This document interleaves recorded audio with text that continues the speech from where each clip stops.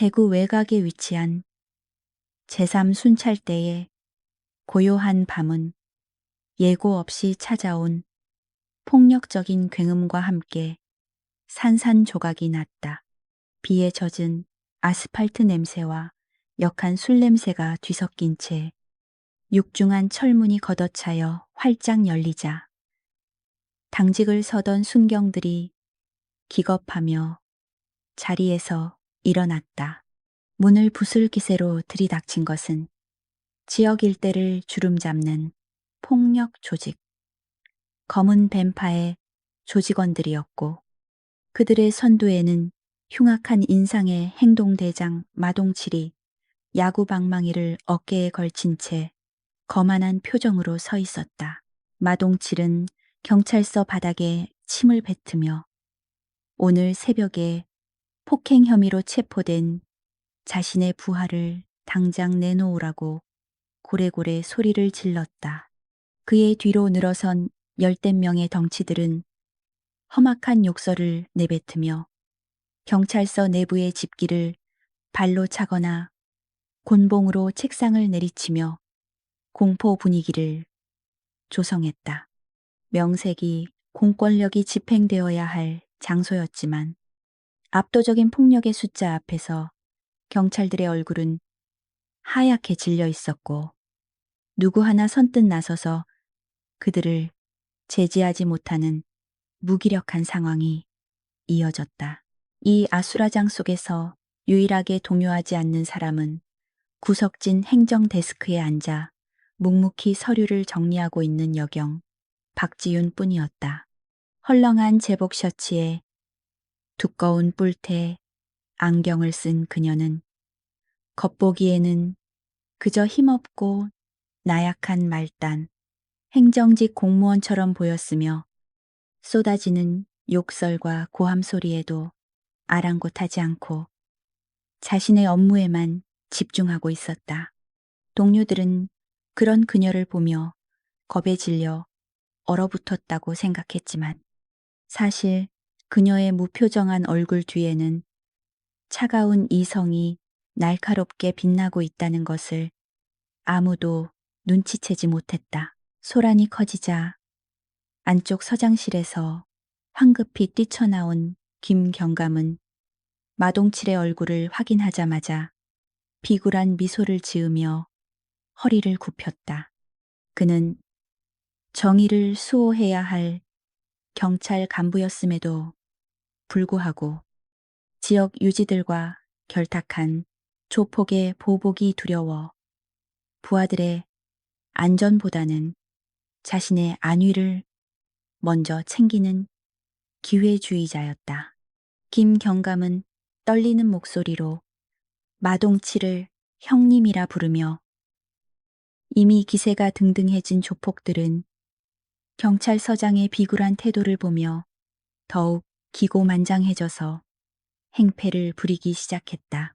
마동칠은 김경감의 어깨를 툭툭 치며 조롱하더니 옆에서 자신을 노려보던 젊은 순경의 멱살을 잡고 거칠게 흔들었다. 감히 경찰의 몸에 손을 대느냐는 순경의 항변은 짝 소리가 날 정도로 강력한 마동칠의 손바닥 세례에 묻혀버렸고 순경이 입안이 터져 피를 흘리며 바닥에 쓰러지자 조직원들은 일제히 환호성을 지르며 박수를 쳤다. 이것은 명백한 공무집행 방해이자 경찰 모독이었으나 김경감은 그저 못 본 척 고개를 돌리며 상황을 외면했다.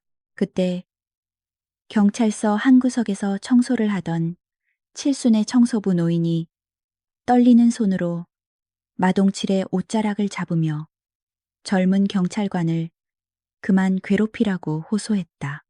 평소 경찰서 직원들을 손자처럼 아끼던 노인은 불의를 참지 못하고 나선 것이었지만 인간성을 상실한 마동칠에게 노인의 호소는 그저 귀찮은 소음일 뿐이었다.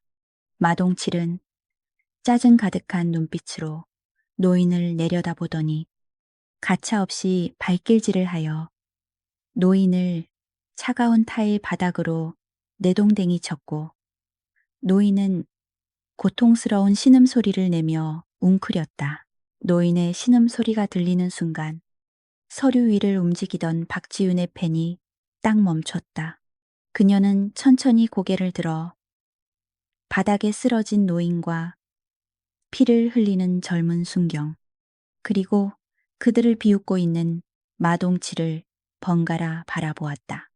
그녀의 안경 렌즈 너머로 보이는 눈동자는 깊고 어두운 심연에서 끌어올린 듯한 서늘한 살기가 감돌기 시작했다. 그녀는 조용히 자리에서 일어나 안경을 벗어 책상 위에 올려두었다. 박지윤의 작은 움직임은 소란스러운 현장에서 아무도 주목하지 않았지만 그녀가 입을 열자 기이한 정적이 흘렀다. 그녀는 낮지만 또렷한 목소리로 업무 방해와 공무원 폭행, 그리고 민간인 상해 혐의로 현행범 체포를 하겠다고 선언했다. 그 말이 끝나기도 전에 조직원들은 배를 잡고 웃음을 터뜨렸고, 마동칠은 어이없다는 듯 콧방귀를 뀌며 성큼성큼 그녀에게 다가갔다. 그는 여자가 집에서 밥이나 할 것이지 어디서 건방지게 나서냐며 그녀의 왜소한 체구를 비하했다.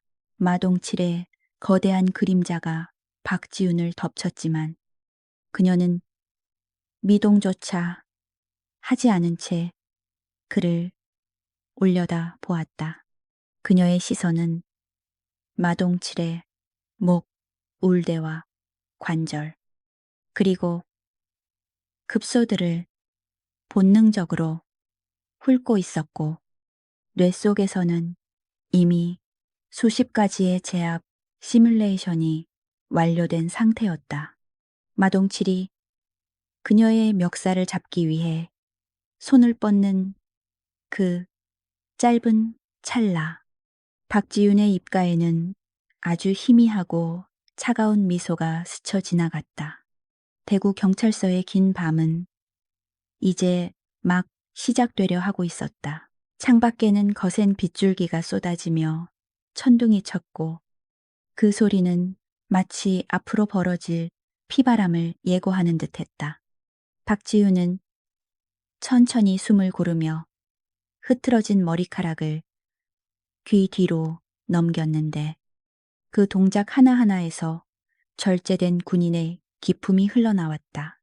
그녀가 신고 있던 단아의 굽이 바닥을 톡 하고 치는 소리와 함께 707 특수임무대대, 전설의 교관이자 인간 병기로 불렸던 살모사가 긴 잠에서 깨어나 사냥을 시작하려 하고 있었다.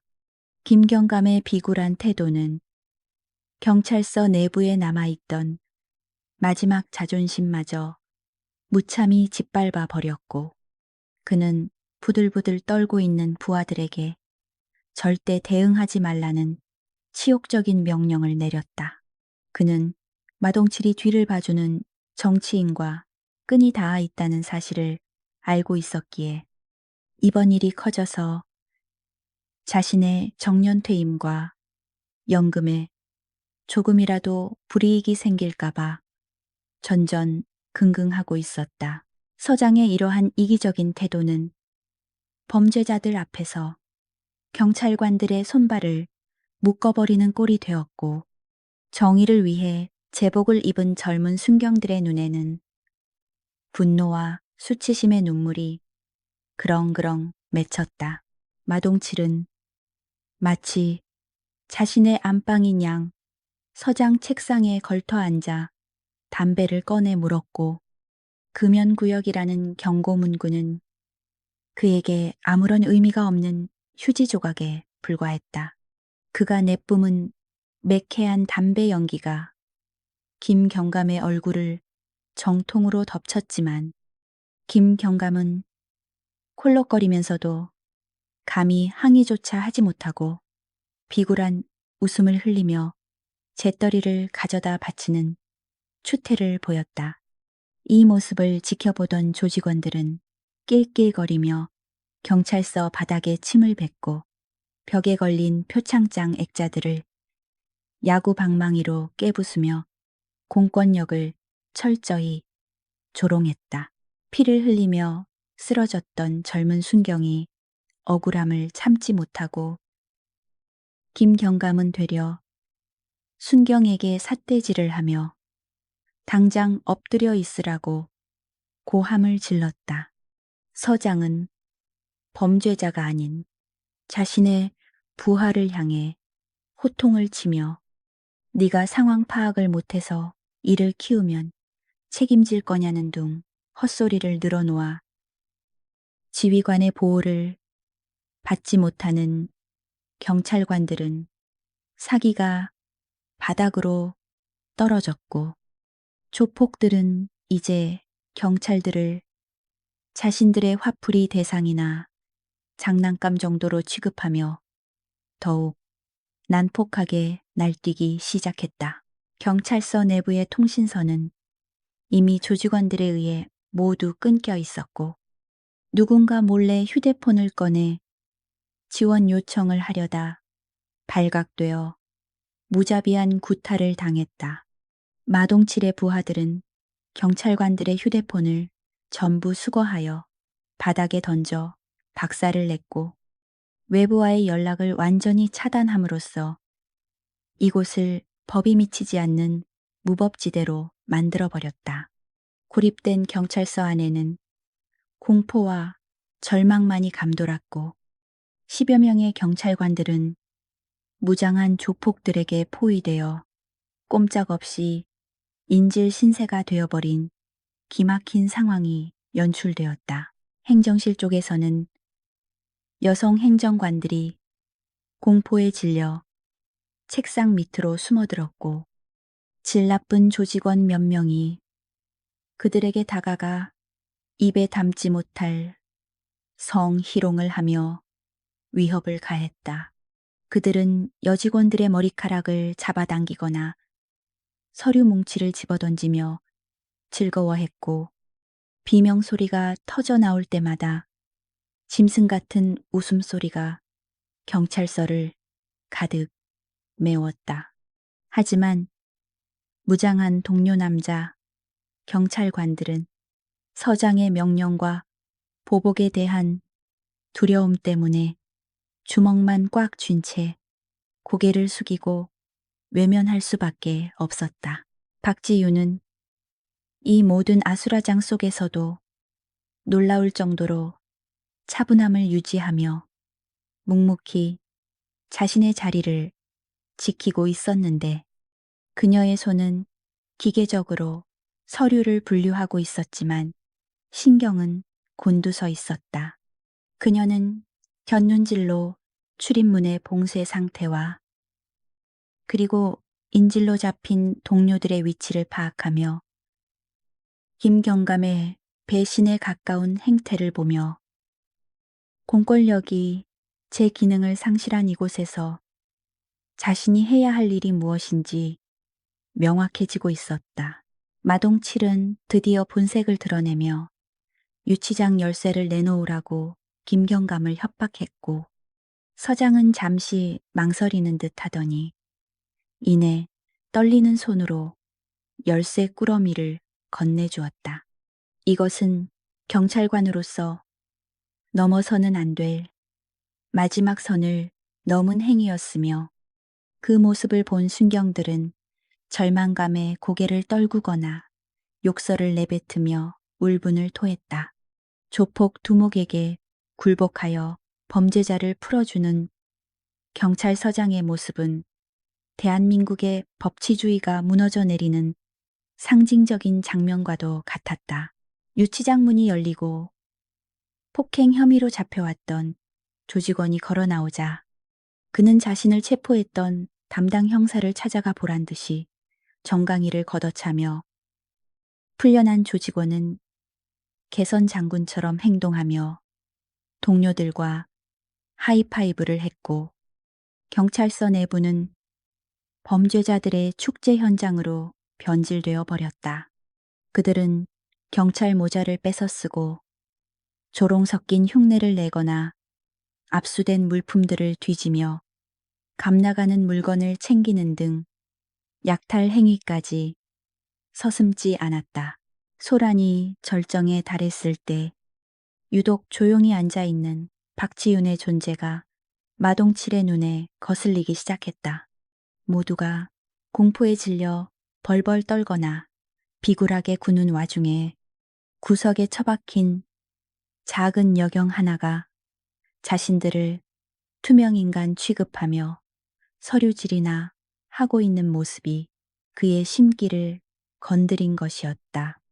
마동칠은 마시던 캔 커피를 바닥에 집어 던지며 박지윤의 책상 쪽으로 저벅저벅 걸어갔고 주변의 조직원들도 흥미롭다는 듯 킬킬거리며 그 뒤를 따랐다.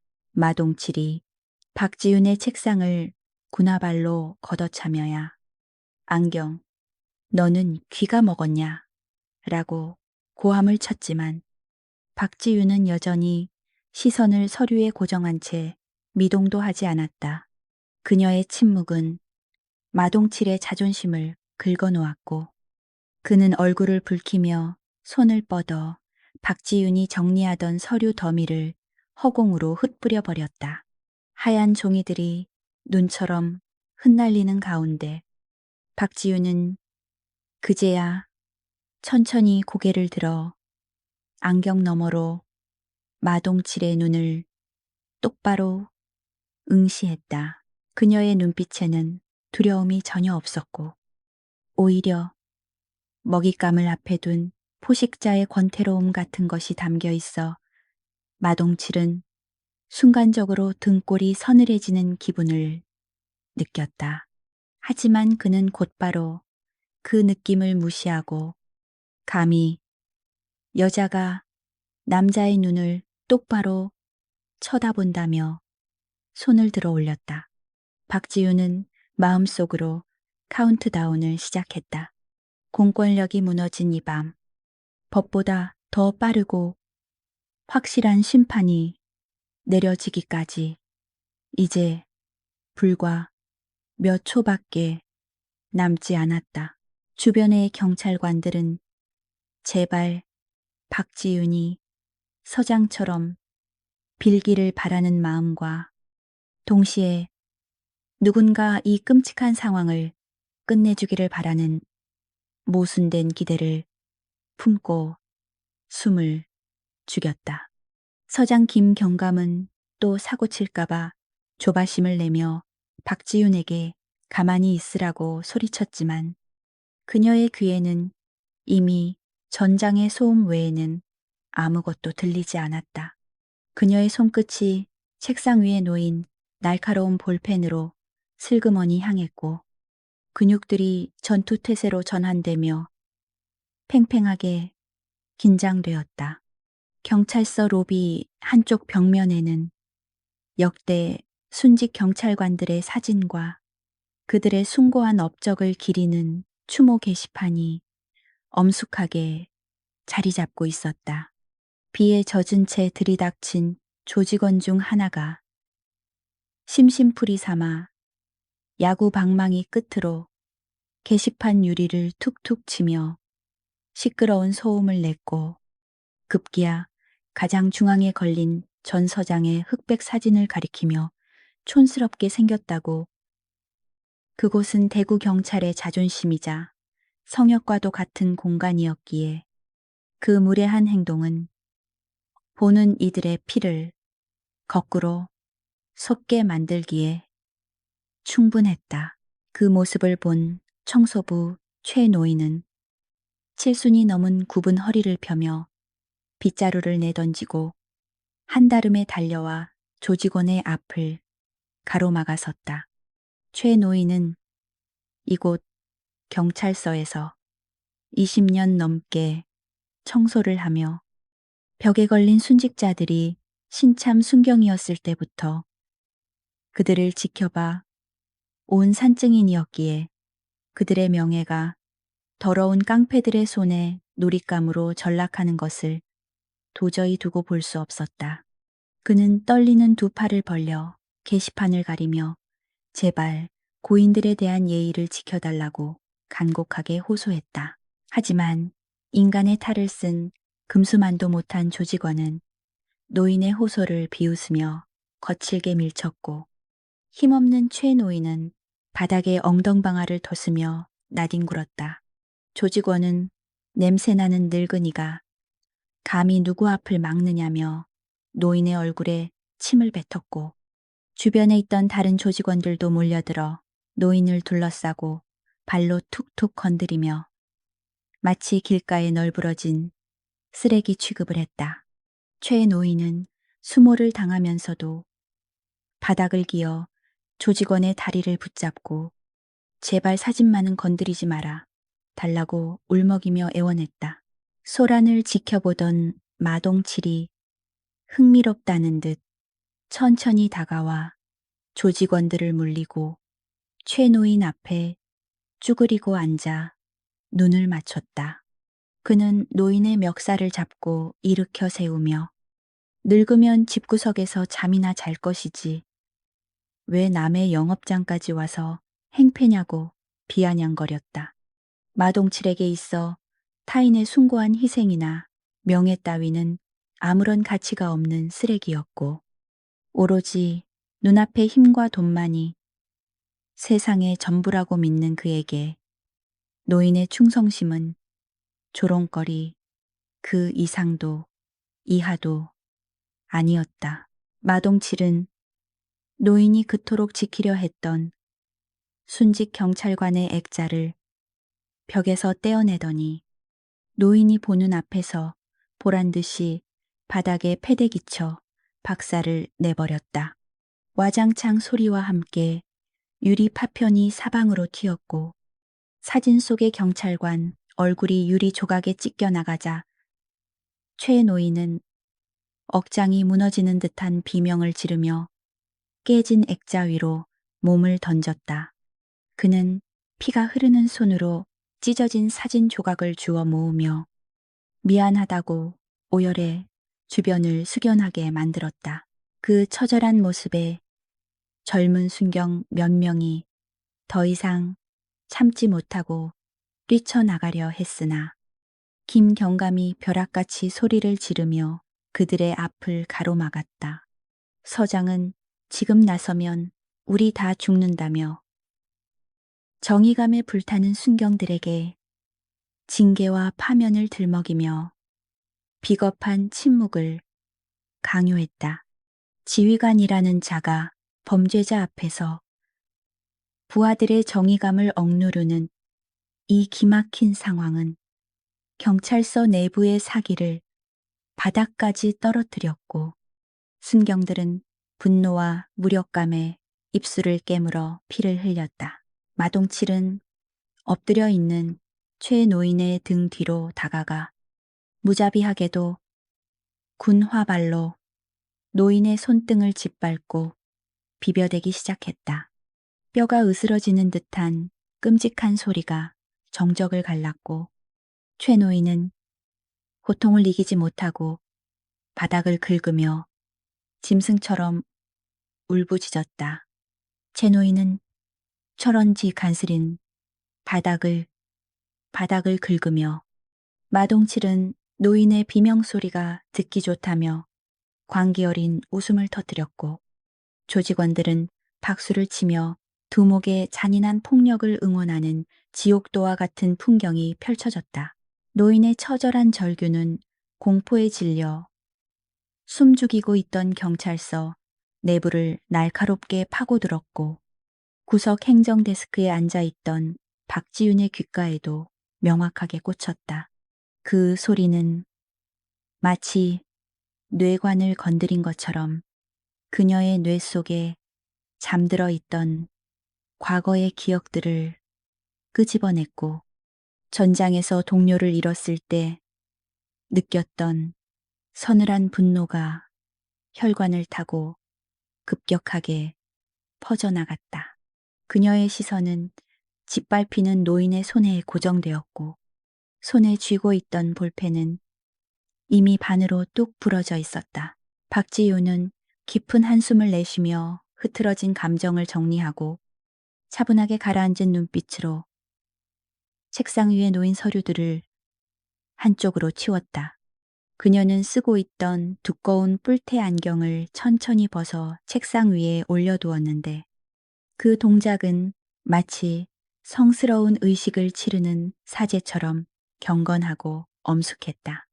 안경이 벗겨지자 드러난 그녀의 맨 얼굴은 더 이상 순박하고 나약한 여경의 모습이 아니었으며 쌍꺼풀 없는 매서운 눈매에서는 살기가 형형하게 빛나고 있었다. 그녀는 책상 서랍을 열어 머리끈을 꺼내 긴 생머리를 간단하게 묶어 올렸고 거추장스러운 재킷을 벗어 의자 등받이에 걸어두었다. 셔츠 소매를 걷어 올리자 가늘지만 탄탄하게 단련된 팔 근육이 드러났고 그녀의 몸은 이미 전투를 위한 최적의 상태로 예열되어 있었다. 박지우는 책상을 짚고 천천히 일어섰고 그녀의 작은 체구에서 뿜어져 나오는 기이한 위압감은 주변의 공기 흐름마저 바꾸어 놓는 듯했다. 또각또각 규칙적이고 차가운 구두 소리가 소란스러운 경찰서 바닥을 울리며 마동칠이 있는 쪽으로 다가갔다. 아무도 예상치 못한 방향에서 들려온 그 소리에 조직원들의 시선이 하나둘씩 박지훈에게로 쏠렸고 그녀는 시선에 아랑곳하지 않고 마동칠의 등 뒤까지 걸어가 멈춰섰다. 그녀는 바닥에 쓰러진 최 노인의 상태를 짧게 눈으로 확인한 뒤 감정 없는 몸이 건조한 목소리로 그 발 치우라고 명령했다. 마동칠은 자신의 귀를 의심하며 밟고 있던 노인의 손에서 발을 떼지 않은 채 고개만 돌려 박지훈을 바라보았다. 그는 웬 맹랑한 계집애가 겁도 없이 끼어드느냐며 콧방귀를 뀌었고 지금 상황 파악이 안 되냐며 그녀를 위아래로 훑어보았다. 마동칠은 그녀의 외모를 품평하며 입에 담지 못할 음담 패설을 늘어놓았고 주변의 부하들은 낄낄거리며 두목의 농담에 맞장구를 쳤다. 박지윤은 그들의 저질스러운 농담에 눈 하나 깜짝하지 않고 다시 한번 경고하는데 당장 그 발 치우고 노인에게 사과하라고 또렷하게 말했다. 그녀의 목소리에는 그 어떤 두려움이나 망설임도 섞여 있지 않았고 오히려 상대를 하대하는 듯한 절대적인 자신감이 배어 있었다. 김경감은 기겁하며 박지윤에게 미쳤냐고 소리쳤지만 그녀는 서장에게 눈길조차 주지 않은 채 오로지 마동칠의 눈동자만을 응시했다. 마동칠은 박지윤의 당돌한 태도에 자존심이 상했는지 표정을 일그러뜨리며 노인을 밟고 있던 발에 더욱 힘을 주었다. 노인이 고통에 찬 신음을 내뱉자 네가 시키는 대로 할 것 같냐며 도발했다. 그는 힘없는 정의가 얼마나 무력한지 보여주겠다며 박지훈이 보는 앞에서 노인의 다른 쪽 손마저 짓밟으려 다리를 들어 올렸다. 그 순간 박지훈의 몸이 빗발처럼 빠르게 움직였다. 그녀는 마동칠이 반응하기도 전에 그의 다리 사이로 파고들어 중심을 무너뜨렸고 동시에 짓밟히고 있던 노인의 몸을 낚아채 안전한 곳으로 끌어당겼다. 눈 깜짝할 사이에 벌어진 일이라 아무도 상황을 제대로 파악하지 못했고 마동칠은 허공에 헛발질을 하며 중심을 잃고 휘청거렸다. 겨우 중심을 잡은 마동칠은 얼굴이 불그락푸르락해져서 박지윤을 노려보았고 감히 내 몸에 손을 댔냐며 고래고래 소리를 질렀다. 그는 허리춤에서 잭나이프를 꺼내들며 죽여버리겠다고 위협했지만 박지윤은 흉기를 보고도 눈썹 하나 까딱하지 않았다. 그녀는 오히려 한심하다는 듯 혀를 귀차며 무기나 들고 설치는 꼴이 동네 양아치 수준을 못 벗어난다고 차갑게 조소했다. 격분한 마동칠이 칼을 휘두르며 박지윤에게 달려들었지만 그녀는 최소한의 움직임으로 칼날을 피하며 그의 빈틈을 파고들었다. 그녀의 손이 마동칠의 손목을 잡는 순간 둔탁한 파열음과 함께 마동칠의 잭나이프가 바닥으로 떨어졌다. 박지윤은 꺾인 마동칠의 손목을 놓지 않은 채 그의 귓가에 대고 낮게 속삭였다. 지금부터 벌어지는 일은 전적으로 네가 자초한 것이라고. 박지윤의 소나기 힘은 상상을 초월하는 것이어서 거구의 마동칠조차 비명을 지르며 무릎을 꿇을 수밖에 없었다. 조직원들은 두목이 여자에게 제압당하는 믿기 힘든 광경에 멍하니 입을 벌렸고 상황은 순식간에 반전되어 팽팽한 긴장감이 감돌았다. 박지윤은 잡고 있던 마동칠의 팔을 비틀어 올리며 주변의 조직원들을 향해 덤비고 싶으면 한꺼번에 덤비라고 차갑게 일갈했다. 그녀의 도발에 자존심이 상한 조직원 10여 명이 고함을 지르며 일제히 달려들었고 좁은 경찰서 로비는 순식간에 난투극의 현장으로 변했다. 하지만 그것은 싸움이라기보다는 일방적인 폭력의 향연에 가까웠다. 박지윤은 마치 춤을 추듯 유려한 몸놀림으로 적들의 공격을 흘려내며 급소만을 정확하게 타격해 거구들을 하나둘씩 바닥에 눕히기 시작했다. 순식간에 벌어진 난투극에서 박지윤이 보여준 무력은 압도적이었으나 여전히 수적 열세는 극복하기 힘든 과제였다. 바닥에 나뒹구는 부하들을 보며 이성을 잃은 마동칠은 찢어질 듯한 고함을 지르며 남은 조직원들의 무의미한 공격을 멈추게 했다. 그는 자신의 구역에서 그것도 여자 하나에게 조직이 농락당했다는 사실에 치를 떨며 씩씩거리는 거친 숨소리와 함께 잠시 폭풍전야 같은 소강 상태가 찾아오자 박지윤은 흐트러진 옷매무새를 차분하게 다듬으며 차가운 시선으로 조직원들을 둘러보았다. 그녀는 바닥에 떨어진 안경을 주워들고는 지금 당장 이곳에서 조용히 물러난다면 더 이상의 신체적 손상은 입히지 않겠다고. 그녀의 목소리는 지나칠 정도로 차분하고 정중해서 오히려 듣는 이로 하여금 등골이 오싹해지는 기이한 공포심을 자극했다. 하지만 박지윤의 진심 어린 충고는 피에 굶주린 늑대 무리에게는 그저 겁먹은 초식동물의 허세로만 들릴 뿐이었다. 마동칠은 기가 막히다는 듯 헛웃음을 터뜨리며 고작 운 좋게 방심한 애들 몇 명 쓰러뜨린 것 가지고 천하무적이라도 된 줄 아느냐고 비아냥거렸다. 그는 바닥에 가래침을 뱉으며 오늘 밤 네가 살아서 경찰서 문 밖으로 나갈 확률은 제로라고 으름장을 놓았다. 마동칠은 잭나이프를 주머니에 집어넣고 맨주먹을 쥐며 천천히 박지윤에게 다가가 그녀의 외모와 성별을 노골적으로 비하하기 시작했다.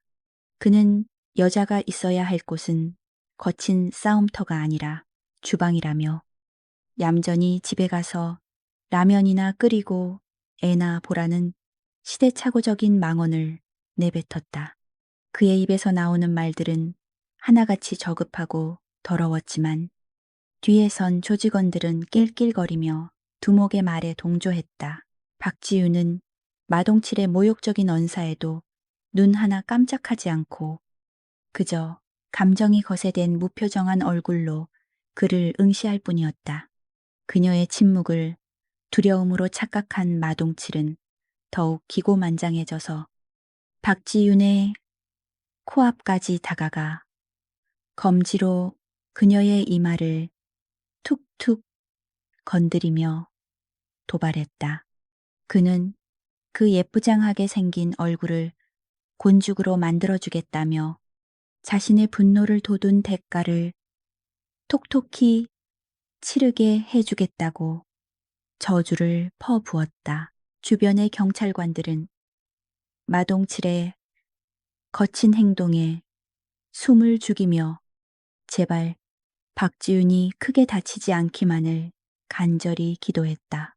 김경감은 책상 밑에 숨어 벌벌 떨면서도 혹시라도 박지윤이 반항하여 마동칠의 심기를 더 거스를까봐 전전긍긍하는 한심한 작태를 보였다.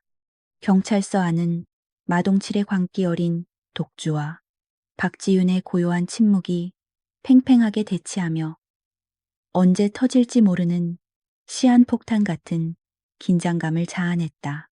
마동칠은 박지윤의 턱을 거칠게 잡으려 했으나 그녀가 고개를 살짝 돌려 피하자 자존심에 큰 상처를 입었다. 그는 감히 내 손길을 피하냐며 소뚜껑만 한 손바닥을 높이 치켜들며 그녀의 뺨을 내려칠 준비를 했다. 그것은 앞서 젊은 순경을 일격에 쓰러뜨렸던 이번에는 절대 봐주지 않겠다는 듯 온몸에 체중을 실었다. 박지윤은 내려오는 마동칠의 손바닥을 보며 아주 짧은 한숨을 내쉬었는데 그것은 상대에 대한 마지막 연민의 표현이었다. 그녀는 더 이상의 대화와 설득은 무의미하다는 것을 깨달았고 뇌 속에 입력된 교전 수칙을 단순 제압에서 위협 제거로 조용히 변경했다. 그녀의 눈동자 깊은 곳에서 오랫동안 억눌러왔던 살상 본능이 꿈틀거리며 깨어나는 순간이었다. 기회를 줬을 때 떠났어야지.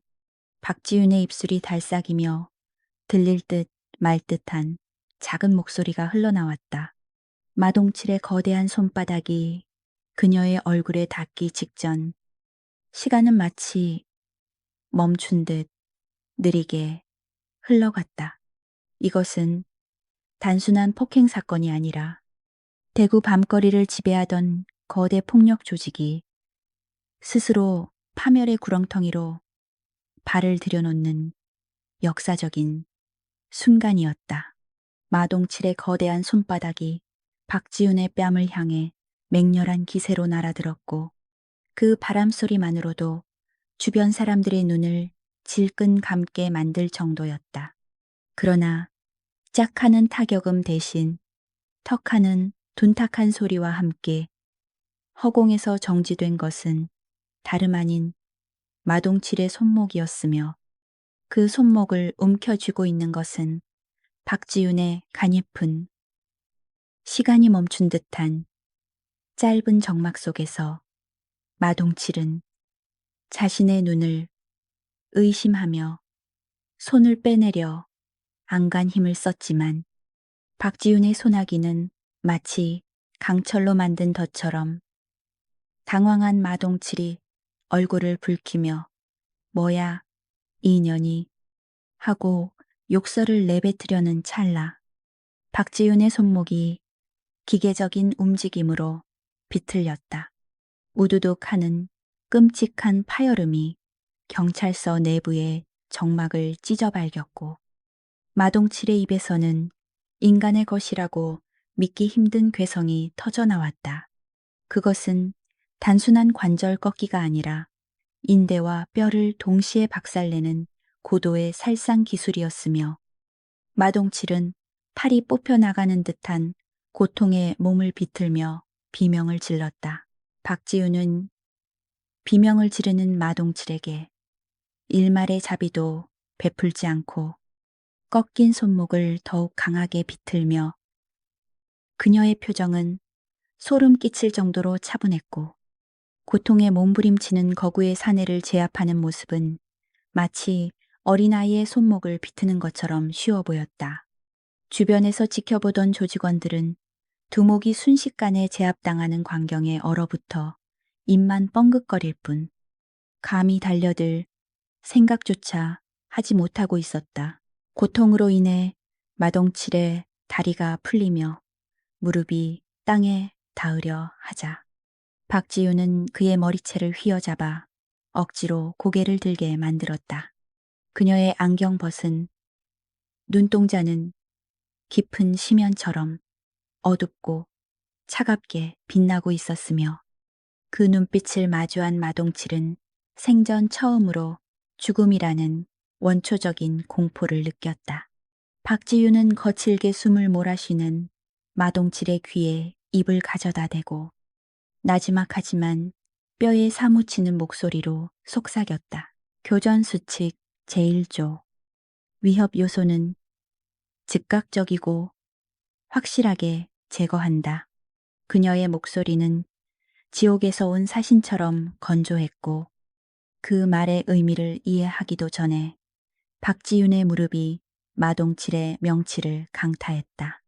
억소리조차 내지 못하고 숨이 턱 막힌 마동칠은 눈앞이 하얗게 전멸하는 것을 느끼며 바닥으로 꼬꾸라졌고 위액과 침이 뒤섞인 토사물을 개워내며 더러운 바닥을 굴렀다. 그제야 정신을 차린 조직원들이 형님하고 비명을 지르며 품에서 강목과 쇠파이프를 꺼내들고 박지윤을 향해 쇄도했다. 좁은 경찰서 안은 순식간에 아수라장으로 변했고 김경감과 다른 경찰들은 비명을 지르며 책상 밑으로 더욱 깊이 몸을 숨겼다. 하지만 박지윤은 달려오는 10여 명의 장정들을 보면서도 전혀 당황하지 않았고 오히려 입가에 희미한 미소를 띠며 싸움을 즐기는 듯한 기이한 태도를 보였다. 박지윤은 바닥에 뒹구는 마동칠의 멱살을 잡아 방패처럼 들어올려 선두에서 달려오던 조직원의 쇠파이프 공격을 막아냈다. 둔탁한 타격음과 함께 마동칠이 다시 한번 비명을 질렀지만 박지윤은 아랑곳하지 않고 그를 인간 볼링공처럼 집어던져 뒤따라오던 조직원들을 도미노처럼 쓰러뜨렸다. 거구의 사내를 짐짝처럼 다루는 그녀의 괴력에 사람들은 경악을 금치 못했고 이것이 현실인지 액션, 영화인지 분간할 수 없었다. 혼란을 틈타 박지우는 재빠르게 주변 지형지물을 스캔하며 펜꽂이에 꽂힌 날카로운 가위와 그리고 철제 의자 등을 치명적인 무기로 인식했다. 그녀의 뇌 속에서는 이미 수십 개의 살상 루트가 그려지고 있었고 상대의 근육 움직임과 호흡만으로도 다음 공격을 예측할 수 있었다. 그녀는 더 이상 행정 업무를 보는 말단 여경이 아니었으며 국가가 키워낸 인간 병기 그 자체로 각성하고 있었다.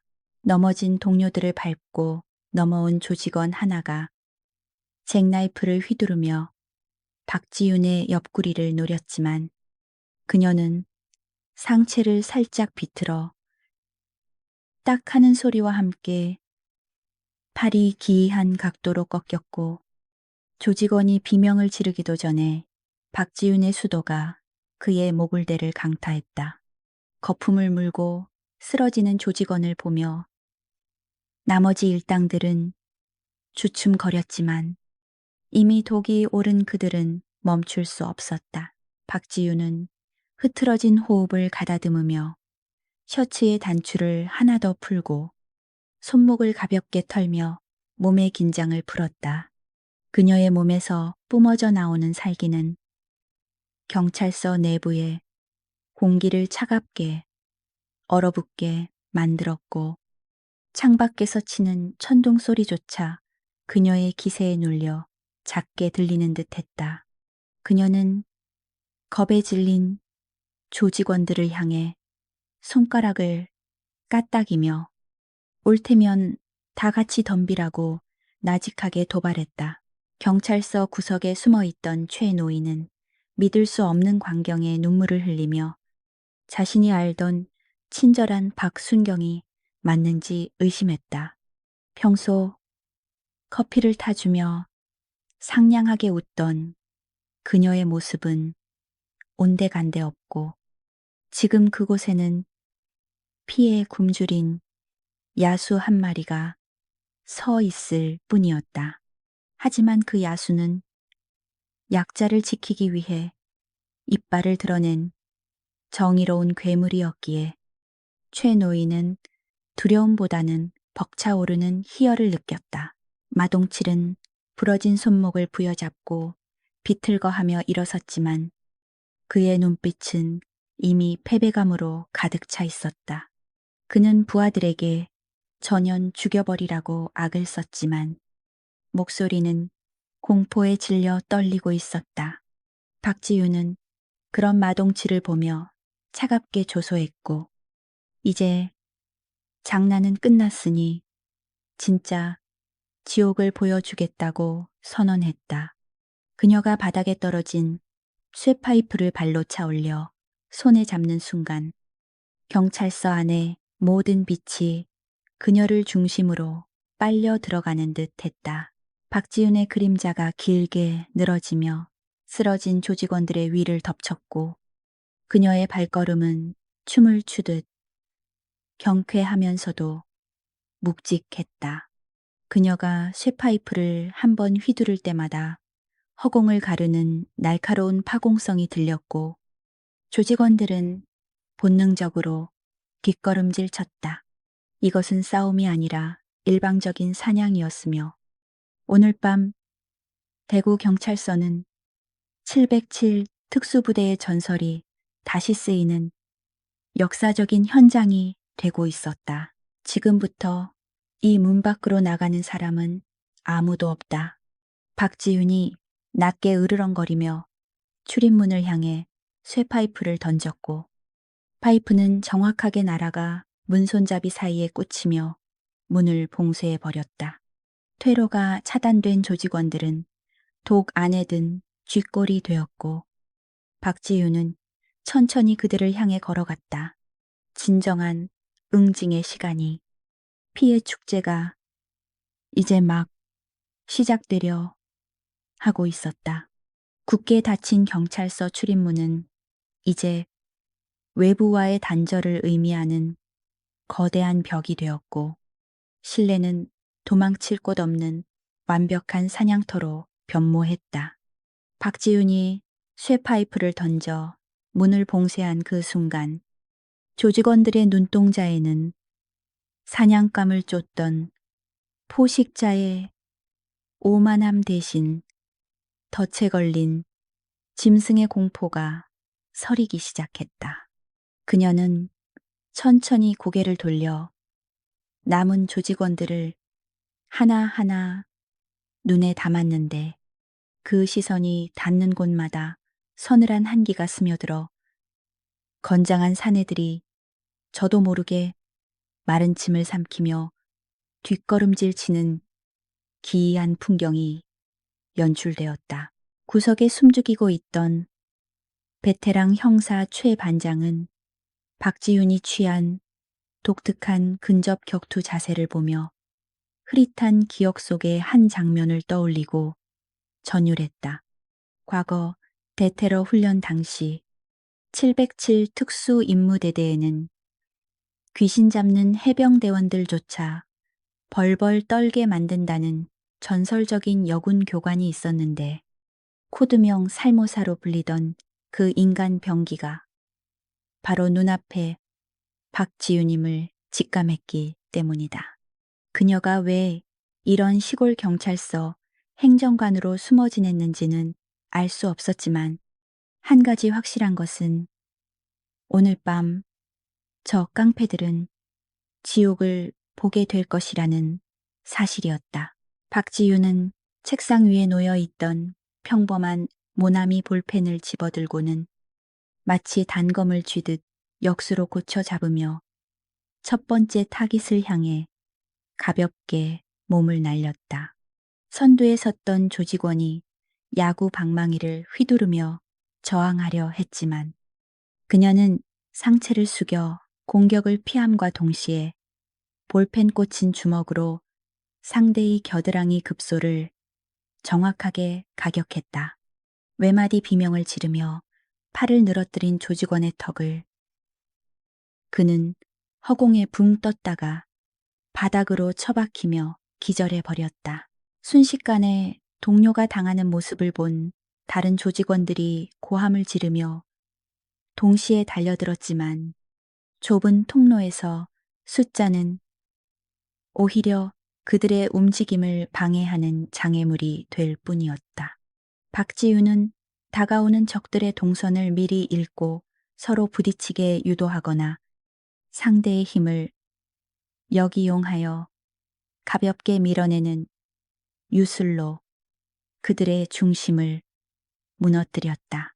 그녀의 움직임에는 불필요한 동작이 단 하나도 없었으며 물 흐르듯 유려하면서도 타격이 들어가는 순간에는 바위처럼 그녀의 손에 들린 볼펜은 살상 무기보다 더 위협적인 흉기로 변해 조직원들의 손등과 허벅지 등 신경이 밀집된 급소만을 골라 집요하게 파고들었다. 볼펜 끝이 살을 파고들 때마다 끔찍한 비명 소리가 터져나왔고 박지윤은 표정 변화 하나 없이 그들의 고통을 지휘하는 마에스트로처럼 잔혹한 연주를 이어갔다. 피를 보지 않고도 상대를 무력화시키는 그녀의 제압술은 인체의 구조를 완벽하게 파악하고 있는 전문가만이 보여줄 수 있는 경지였다. 한 덩치 큰 조직원이 뒤에서 박지윤을 껴안으려 시도했지만 그녀는 본능적으로 몸을 낮추며 뒤로 엉덩이를 빼 쿵 하는 굉음과 함께 바닥 타일이 금이 갈 정도로 강력한 충격이 전해졌고 조직원은 숨을 헐떡이며 눈을 까뒤집고 기절했다. 박지윤은 쓰러진 적을 밟고 도약하여 또 다른 적의 안면에 날아차기를 꽂아 넣었고 그 모습은 마치 중력을 거스르는 한 마리의 맹금류와도 같았다. 상황이 불리하게 돌아가자 마동칠은 꺾인 손목을 부여잡고 구석으로 물러나며 뭣들 하냐고 당장 저 년을 죽여버리라고 악을 썼지만 목소리에는 힘이 없었다. 그는 자신의 부하들이 추풍낙엽처럼 쓰러지는 광경을 믿을 수 없다는 눈으로 바라보았고 자신이 건드린 여자가 단순한 경찰이 아님을 뒤늦게 깨닫고 후회하고 있었다. 하지만 이미 엎질러진 물이었고 닫힌 문은 그에게 어떠한 탈출구도 허용하지 않은 채 서서히 조여오는 공포만을 선사했다. 박지윤은 주변에 널린 사무용품들을 자유자재로 활용하며 전투를 이어갔는데 두꺼운 법전 모서리로 상대의 정수리를 가격하거나 스테이플러로 손가락을 찍어버리는 등 상상 초월의 공격 방식을 보여주었다. 그녀에게 경찰서 내부의 모든 물건은 훌륭한 무기였고 조직원들은 어디서 날아올지 모르는 공격에 속수무책으로 당할 수밖에 없었다. 책상 위를 뛰어넘고 파티션을 타고 넘나드는 그녀의 기동성은 둔한 조폭들이 따라잡기에는 역부족이었다. 싸움이 격렬해질수록 경찰서 내부는 집기들이 부서지고 서류가 흩날리는 아수라장이 되었지만 그 혼란 속에서도 박지윤의 숨소리는 놀라울 정도로 차분했다. 그녀는 흥분하지 않고 냉철하게 전황을 분석하며 아직 서 있는 적들의 숫자와 위치, 그리고 그들이 가진 무기의 종류를 끊임없이 체크했다. 그녀의 뇌 속에서는 수백 번의 시뮬레이션이 돌아가고 있었고 현실의 전투는 그 계산된 결과값을 그대로 출력하는 과정에 불과했다. 겁에 질린 조직원 하나가 책상을 들어 던지며 최후의 발악을 했지만 박지우는 가볍게 몸을 틀어 피한 뒤 굴러다니던 삼단봉을 집어들었다. 때라락 소리를 내며 펼쳐진 삼단봉은 그녀의 손에서 춤을 추듯 회전하며 조직원의 무릎과 손목을 정확하게 타격했다. 뼈가 부러지는 둔탁한 소리가 연이어 들렸고 조직원은 바닥을 기어다니며 살려달라고 애원했지만 박지윤의 눈빛은 차갑게 식어 있었다. 이 일방적인 학살극을 지켜보던 김 경감은 책상 밑에서 덜덜 떨며 오줌을 지릴 지경이었고 젊은 순경들은 멍하니 입을 벌린 채 경외심 어린 눈빛으로 선배의 활약을 지켜보았다. 그들은 평소 커피나 타던 조용한 행정관 박지윤에게 이런 무시무시한 과거와 실력이 숨겨져 있었을 줄은 꿈에도 몰랐으며 그녀가 내뿜는 압도적인 카리스마에 압도당해 숨소리조차 크게 내지 못했다. 이것은 단순한 제압이 아니라 무너진 공권력의 자존심을 홀로 다시 세우는 성스러운 의식과도 같았다. 박지윤은 잠시 움직임을 멈추고 흐트러진 안경을 손가락으로 치켜 올리며 바닥에 즐비한 쓰러진 조직원들을 차갑게 내려다보았다. 아직 의식이 남아 꿈틀거리는 자들은 그녀의 시선이 닿자마자 죽은 척을 하거나 그녀는 삼단봉을 바닥에 탁탁 두드리며 남은 자들을 향해 걸어갔고 그 소리는 마치 사형 집행을 알리는 북소리처럼 공포스럽게 울려 퍼졌다. 마동칠의 최측근 부하인 행동대장이 시칼을 꺼내들고 괴성을 지르며 박지윤의 등 뒤를 노렸지만 그녀는 뒤도 돌아보지 않고 팔꿈치로 명치를 가격하여 이어지는 회전 발차기가 행동대장의 관자놀이에 꽂히자 거구의 사내는 통나무처럼 뻣뻣하게 굳으며 그대로 바닥으로 쓰러졌다. 박지윤은 쓰러진 그의 손에서 시칼을 발로 차 멀리 치워버리고 쓰레기를 치우듯 무심하게 시선을 돌렸다. 이제 서 있는 조직원은 고작 서너 명에 불과했고 그들조차 전의를 상실한 채 덜덜 떨며 무기를 바닥에 내려놓고 항복의 제스처를 취했다. 하지만 박지윤은 그들의 항복을 받아줄 생각이 전혀 없다는 듯 차가운 목소리로 경찰서를 난장판으로 만든 죗값은 치러야 한다고 선언했다. 그녀는 그들이 경찰관들을 폭행하고 노인을 학대했던 그 방식 그대로, 아니, 그보다 더 처절한 방식으로 갚아줄 준비를 마친 상태였다. 경찰서 유리창 밖에서는 여전히 비바람이 몰아치고 있었지만 실내의 공기는 피 냄새와 공포로 인해 더욱 무겁고 습하게 가라앉아 있었다. 박지윤은 긴 호흡을 내뱉으며 몸 안에 쌓인 열기를 식혔고 그녀의 전신에서는 눈에 보이지 않는 살기가 아지랑이처럼 피어오르고 있었다. 대구의 밤은 깊어가고 있었지만 이 작은 경찰서 안에서 벌어지는 정의의 심판은 이제 막 클라이맥스를 향해 달려가고 있었다. 마동칠은 부하들이 전멸해가는 꼴을 보며 멘탈이 완전히 붕괴되었고 자신이 오늘 밤 건드려서는 안 될 영린을 건드렸음을 뼈저리게 실감했다. 그는 바닥을 기어서라도 도망치고 싶었지만 박지윤이 서 있는 곳이 곧 출구였기에 그럴 수도 없는 절망적인 상황이었다. 박지윤은 천천히 걸음을 옮겨 마동칠의 앞으로 다가갔고 그녀의 그림자가 마동칠의 공포에 질린 얼굴을 완전히 덮어버렸다.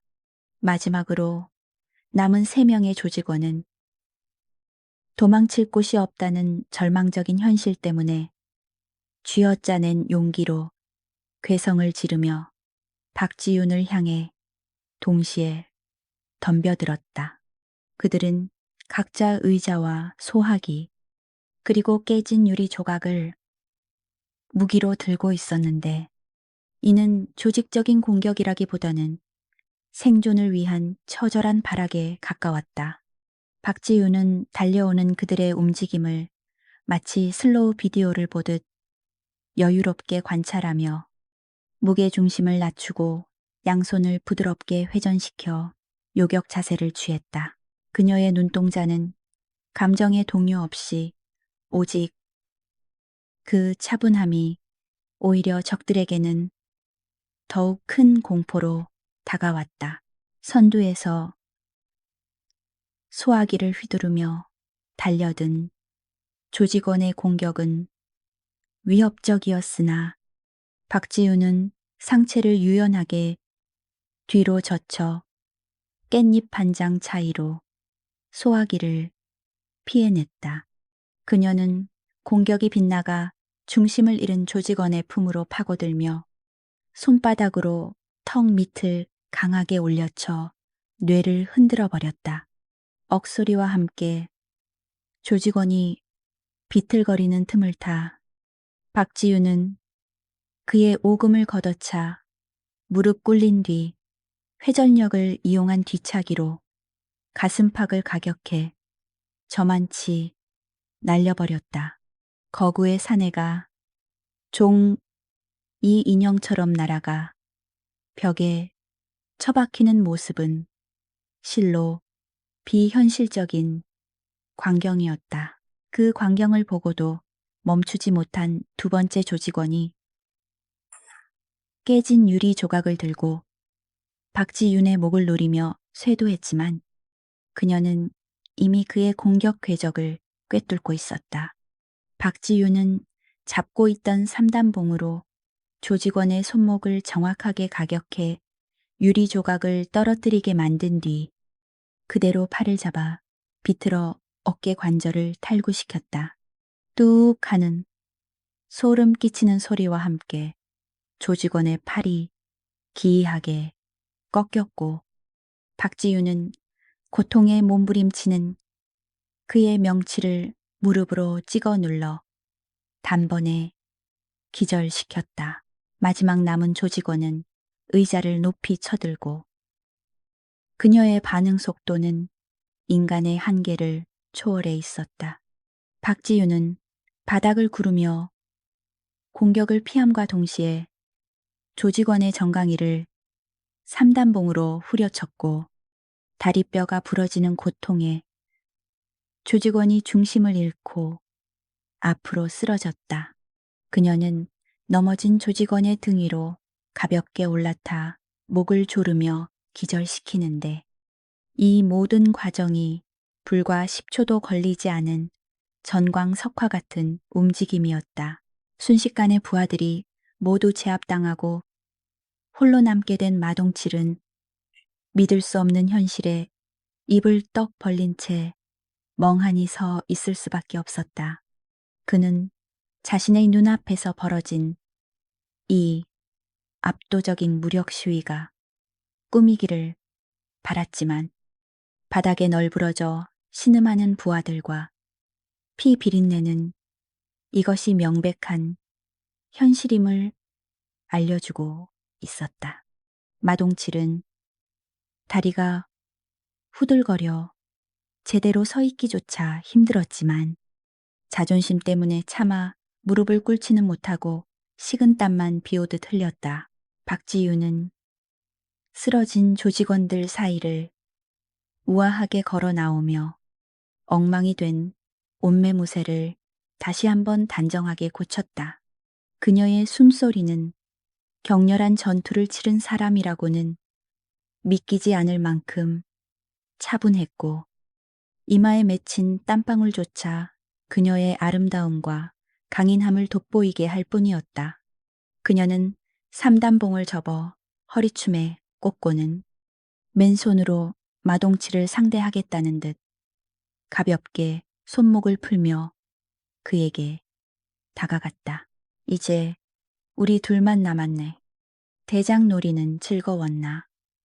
박지윤이 비꼬는 말투로 마동칠에게 물었고 그 목소리는 경찰서 내부의 정막을 타고 서늘하게 울려 퍼졌다.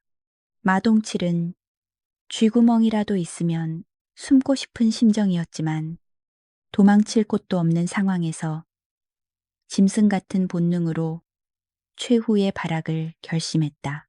그는 품속 깊숙이 숨겨두었던 잭나이프를 다시 꺼내들며 죽기 아니면 까무러치기라는 심정으로 하지만 분노와 공포로 이성을 잃은 마동칠의 공격은 박지윤에게 있어 어린아이의 투정보다도 못한 수준이었다. 그녀는 마동칠이 휘두르는 칼을 고개만 살짝 까딱여 피하며 그의 빈틈이 보일 때마다 주먹과 발로 정확하게 타격했다. 퍽, 퍽 하는 타격음이 리듬감 있게 들려왔고 마동칠은 허공에 칼질만 해대다가 박지윤의 공격을 온몸으로 받아내며 샌드백 신세가 되었다.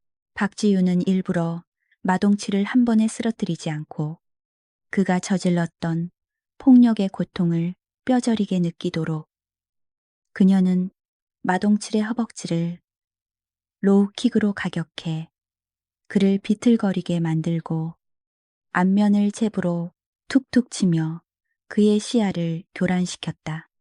마동칠은 피투성이가 된 얼굴로 헐떡이며 칼을 휘둘렀지만 그의 칼끝은 박지윤의 옷자락조차 스치지 못했다. 이 일방적인 구타는 마치 잔혹하면서도 아름다운 춤과 같았는데 박지윤의 움직임은 유려했고 마동칠의 몸짓은 처절했다. 지켜보던 젊은 순경들은 박지윤의 압도적인 실력에 경외감을 느끼며 그동안 억눌렸던 울분이 씻겨 내려가는 듯한 통쾌함을 맛보았다. 반면 김경감은 자신이 무시했던 여직원이 괴물 같은 살인 병기였다는 사실에 공포를 느끼며 앞으로 자신의 처지가 어떻게 될지 걱정하느라 바빴다. 마동칠은 계속되는 타격에 정신이 혼미해졌고 이제는 싸울 의지조차 상실한 채 그저 맞지 않기 위해 박지우는 그런 마동칠의 손목을 낚아채 칼을 떨어뜨리게 한 뒤 그의 멱살을 잡고 들어올려 벽으로 거칠게 밀어붙였다.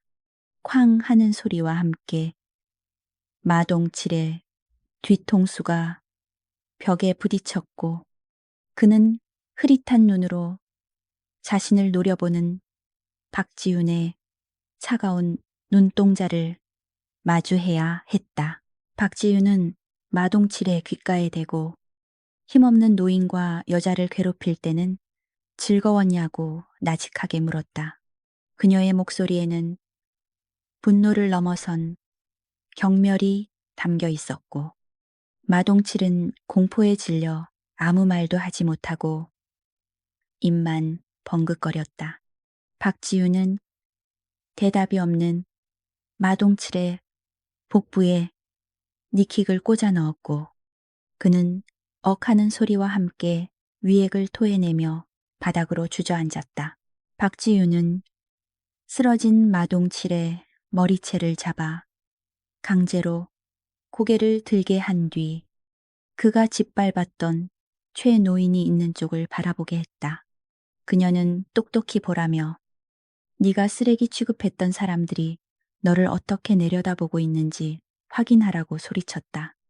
마동칠의 시야에 피투성이가 된 채 자신을 바라보는 최의 노인과 분노에 찬 경찰관들의 얼굴이 들어왔고 그는 그제야 자신이 저지른 짓의 무게를 실감하며 하지만 박지윤의 처벌은 여기서 끝이 아니었는데 그녀는 마동칠의 손가락을 하나씩 꺾으며 그가 뱉었던 모욕적인 말들을 하나하나 되돌려 주었다.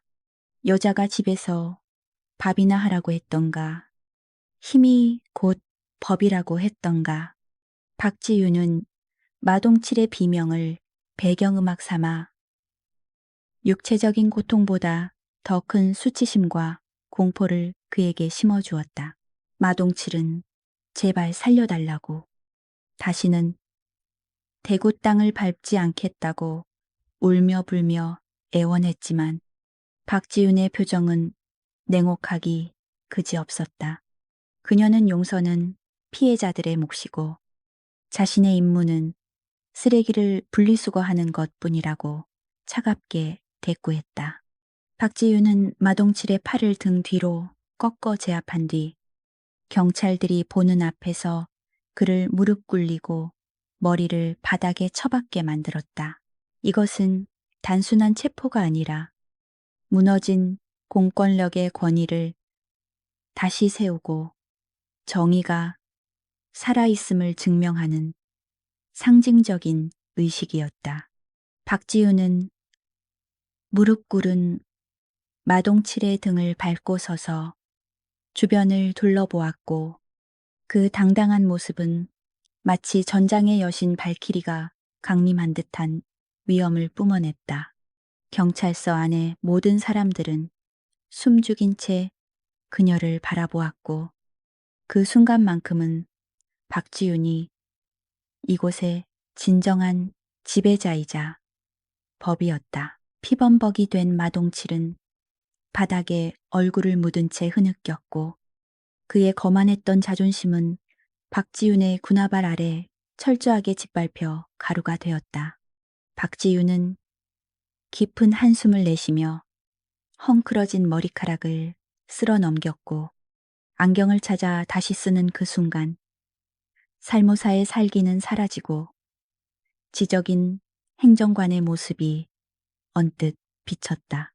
하지만 그녀의 눈빛만은 여전히 날카롭게 빛나며 아직 상황이 완전히 종료되지 않았음을 경고하고 있었다. 빗줄기는 조금 잦아들었지만 천둥 소리는 여전히 멀리서 으르렁거렸고 경찰서 내부의 긴장감은 최고조에 달했다가 서서히 안도감으로 바뀌어가고 있었다. 박지윤은 바닥에 엎드린 마동칠에게 수갑을 채우라고 멍하니 서 있는 순경들에게 지시했고, 그제야 정신을 차린 순경들이 우르르 달려들어 마동칠을 결박했다. 대구 밤하늘을 뒤덮었던 먹구름이 걷히듯 악몽 같았던 폭력의 밤도 이제 끝을 향해 가고 있었다. 수갑이 채워진 채 바닥에 무릎을 꿇은 마동칠은 거친 숨을 몰아쉬며 고통과 분노로 일그러진 얼굴을 하고 있었지만 여전히 상황 파악을 제대로 하지 못한 채 박지윤을 노려보며 이를 갈았다. 그는 자신이 대구 뒷골목을 지배하는 거물이며 뒤를 봐주는 정치인들과 경찰 간부들이 줄을 서 있다는 사실을 믿고 이까지 수갑 따위는 전화 한 통이면 곧바로 풀릴 것이라고 착각하고 있었다. 그는 바닥에 침을 뱉으며 박지윤에게 네가 감히 나한테 이러고도 무사할 것 같냐고 소리쳤고, 내일 아침이면 너는 물론이고 내 가족까지 쥐도 새도 모르게 없애버리겠다고 끔찍한 협박을 늘어놓았다. 책상 밑에서 기어나온 김경감은 마동칠의 협박을 듣자마자 사색이 되어 달려와 박지윤의 어깨를 거칠게 밀치며 미쳤냐고 고함을 질렀다. 그는 마동칠 회장님이 어떤 분인 줄 알고 감히 몸에 손을 대냐며 네가 저지른 일 때문에 우리 경찰서 식구들이 다 죽게 생겼다고 길길이 날뛰었다. 김경감은 황급히 마동칠에게 다가가 무릎을 꿇고 손이 발이 되도록 빌며 이건 다 저 미친 여자가 독단적으로 벌인 일이라며 자신과는 무관하다고 비굴하게 변명했다. 박지윤은 김경감의 추태를 무표정한 얼굴로 내려다보다가 더 이상 들어줄 가치도 없다는 듯 차갑게 고개를 돌려버렸다. 그녀는 바닥에 떨어진 자신의 안경을 주워 옷자락으로 쓱쓱 닦아 쓴 뒤 김경감을 향해 공무집행 방해와 직무유기로 체포되기 싫으면 당장 입 다물고 꺼지라고 낮게 으르렁거렸다. 평소 같으면 상상도 못할 하극상이었지만 살기를 띤 그녀의 목소리에 압도된 김경감은 헛바람을 삼키며 뒷걸음질 쳤고 감히 대꾸조차 하지 못했다. 박지윤은 겁에 질려 구석에 웅크리고 있는 최 노인에게 다가가 찢어진 온 매무새를 정리해주며 다친 곳은 없으시냐고 부드럽게 물었다. 방금 전까지 짐승 같은 조직원들을 때려 눕히던 살벌한 모습은 온데간데 없고 마치 친손녀처럼 다정하게 노인을 챙기는 그녀의 태도에 박지윤은 주머니에서 손수건을 꺼내 노인의 피 묻은 손을 닦아주며 늦어서 죄송하다고 이제 아무 걱정하지 않으셔도 된다고 따뜻하게 위로했다. 하지만 위로는 거기까지였고 박지윤은 다시 차가운 표정으로 돌아와 무릎 꿇고 있는 마동칠의 뒷덜미를 잡고 질질 끌고 와 최 노인 앞에 패대 기쳤다. 그녀는 마동칠의 머리를 바닥에 강제로 처박으며 어르신께 정중하게 사과하라고 명령했다. 마동칠은 굴욕감에 얼굴이 시뻘개져서 반항하려 했지만 박지윤이 그의 꺾인 손목을 살짝 비틀자마자 비명을 지르며 바닥에 이마를 태물 수밖에 없었다. 안 들린다. 똑바로 사과해. 박지윤의 목소리는 절대적이었고 마동칠은 고통을 이기지 못하고 덜덜 떨며 잘못했다고 웅얼거렸다. 박지윤은 그 정도로는 부족하다는 듯 그의 손가락을 역방향으로 꺾으며 네가 짓밟은 자존심과 명예에 대해 진심으로 뉘우칠 때까지 멈추지 않겠다고 경고했다.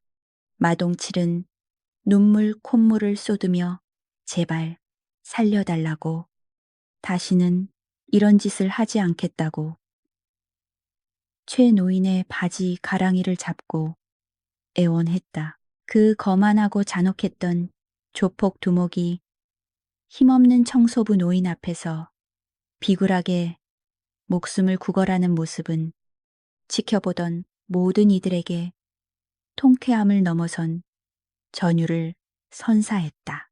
젊은 순경들은 주먹을 불끈 쥐며 속으로 환호성을 질렀고 무너졌던 경찰의 자존심이 최 노인은 떨리는 손으로 마동칠의 어깨를 툭툭 치며 젊은 사람이 그러면 안 된다고 점잖게 타이르며 박지윤은 마동칠을 쓰레기처럼 옆으로 밀쳐버리고 품속 깊은 곳에서 일반적인 스마트폰과는 다르게 생긴 투박한 검은색 통신 단말기를 꺼내 들었다.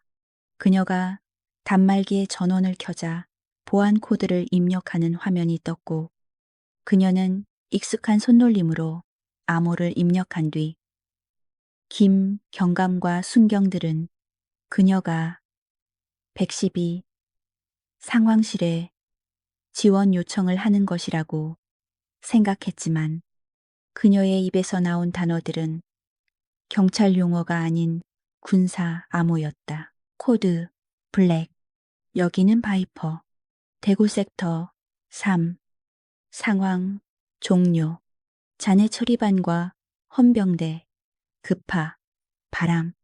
박지윤의 짧고 명료한 무전 내용은 좁은 경찰서 안에 헌병대라는 단어를 듣는 순간 김경감의 얼굴은 사색이 되다 못해 흑빛으로 변했다. 경찰 내부 감찰도 아닌 군 헌병대가 온다는 것은 이 사건이 단순한 폭력 사태를 넘어 국가 안보와 직결된 중대 사안으로 격상되었음을 의미했기 때문이다. 마동칠 역시 분위기가 심상치 않게 돌아가고 있음을 본능적으로 감지하고 헌병대가 왜 오냐며 눈동자를 지진난 듯 떨었다.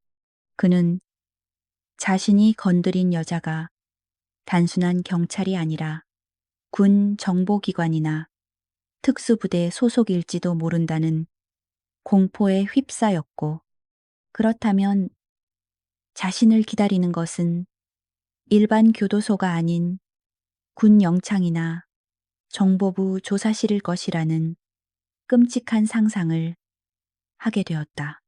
조폭들이 가장 두려워하는 것은 말이 통하는 부패 경찰이 아니라 타협이 불가능한 군인들이었다. 통화를 마친 박지윤은 단말기를 주머니에 넣고 멍하니 서 있는 순경들을 향해 현장을 보존하고 순경들은 얼떨결에 충성하고 경례를 붙였는데 그것은 계급에 의한 복종이 아니라 압도적인 카리스마와 실력에 대한 자연스러운 존경의 표시였다. 박지윤은 그들의 경례를 가볍게 받아주며 오늘 본 것들에 대해 외부 발설을 금지한다는 보안 서약까지 구두로 고지했다. 김경감은 다리에 힘이 풀려 주저앉은 채 박지윤의 바지자락을 잡고 제발 한 번만 봐달라고 시키는 건 뭐든지 다 하겠다고 추하게 매달렸다. 그는 자신의 비리가 낱낱이 밝혀지고 연금은커녕 감옥에 가게 될 미래가 두려워 이성을 잃고 있었다. 박지윤은 더러운 것이 묻었다는 듯 발을 빼내며 당신이 지은 죄는 법정에서 판사에게 그녀에게 있어 부패한 내부의 적은 외부의 폭력배보다 더 악질적인 존재였다. 시간이 흐를수록 경찰서 안의 공기는 무겁게 가라앉았고 폭풍이 지나간 자리에 남은 것은 적막과 긴장감뿐이었다. 쓰러진 조직원들의 신음소리마저 멀리서부터 헬리콥터의 프로펠러 소리와 육중한 군용 트럭의 엔진 소리가 들려오기 시작했다. 그것은 일반적인 경찰차, 사이렌 소리와는 차원이 다른 땅을 울리는 묵직한 진동과 함께 다가오고 있었다. 마동칠은 다가오는 소리에 공포를 느끼며 몸을 웅크렸고 자신이 대구 밤거리의 왕이라고 믿었던 오만이 얼마나 보잘것없는 것이었는지를 처절하게 깨달았다. 그는 박지윤을 올려다보며 떨리는 목소리로 도대체 정체가 뭐냐고 물었지만 박지윤은 대답 대신 싸늘한 미소만을 지어 보였다. 그녀의 침묵은 마동칠에게 더 큰 공포를 안겨주었고 그는 자신이 건드린 것이 잠자던 사자가 아니라 둥지를 지키던 용이었음을 뒤늦게 알게 되었다. 경찰서 밖에는 이미 군용 트럭들이 도착하여 무장한 헌병들이 하차하는 소리가 들려왔고 강력한 서치라이트, 불빛이 창문을 뚫고 들어와 실내를 대낮처럼 환하게 비췄다. 박지윤은 창가로 걸어가 블라인드를 살짝 걷어내며 밖을 확인했고 그녀의 등 뒤로 길게 늘어선 그림자는 마치 거대한 수호신처럼 보였다. 이제 진짜 청소가 시작될 시간이었고 악인들에게는 영원히 끝나지 않을 긴 밤이 기다리고 있었다. 박지윤은 책상 위에 올려두었던 자신의 명찰을 잠시 바라보다가 그것을 뒤집어 놓으며 씁쓸한 표정을 지었다. 평범한 일상으로 돌아가고 싶었던 그녀의 작은 소망은 오늘 밤 산산조각이 났지만 후회는 없었다. 그녀는 다시 한번 옷매무새를 가다듬고 문을 향해 걸어갔고 굳게 닫혀있던 철문이 열리며 검은 대테러 복장을 한 요원들이 들이닥쳤다. 그들의 가슴에는 선명한 707 부대 마크가 새겨져 있었다. 군용 트럭의 육중한 엔진 소리가 멈추자마자 경찰서의 현관문이 활짝 열리며 검은색 대테러 복장을 갖춘 707 특수임무대대 대원들이 들이닥쳤다. 그들의 움직임은 소름 끼칠 정도로 빠르고 발소리조차 거의 들리지 않는 유령 같은 침투 능력에 대원들은 각자의 위치를 신속하게 확보하며 그들의 눈빛은 살상 명령만을 기다리는 기계처럼 차갑게 빛나고 있어 조폭들의 어설픈 강목 따위와는 비교조차 할 수 없는 압도적인 위압감을 풍겼다. 마동칠과 조직원들은 흉악한 범죄자였음에도 불구하고 진짜 전쟁 병기인 특수부대원들 앞에서는 겁먹은 양떼처럼 서로의 몸을 밀착하며 바들바들 떨었다.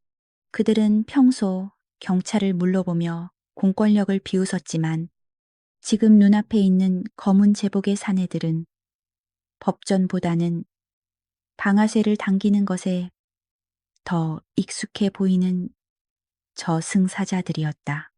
마동칠은 자신의 손목에 채워진 수갑이 차라리 안전장치처럼 느껴질 정도로 군인들이 뿜어내는 살기에 질식할 것 같은 공포를 느꼈다.